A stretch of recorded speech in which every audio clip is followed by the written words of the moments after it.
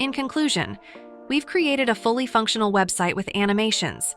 Now we have the flexibility to make further content changes, swap out images, and even tweak the style guide as needed. The extension has been a tremendous asset in this process. It has effectively optimized and adapted elements for various devices on our behalf. We're now in a position to make our own adjustments. For instance, we might decide to resize an image here or arrange them in a column starting from the tablet view. So we could set it to LG4, then MD6 here. Adjust this to MD6 and SM2 and perhaps make the photo a bit larger. Excellent! Let's check out the animations.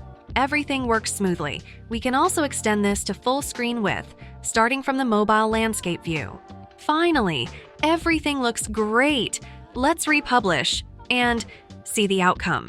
Everything operates as expected. Let's refresh one more time.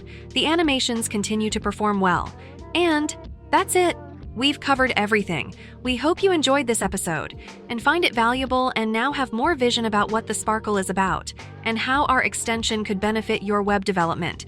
Like and share this video if we've helped you achieve your goals. Subscribe to our channel to not miss new episodes and develop your new site into a successful and quality product. See you soon!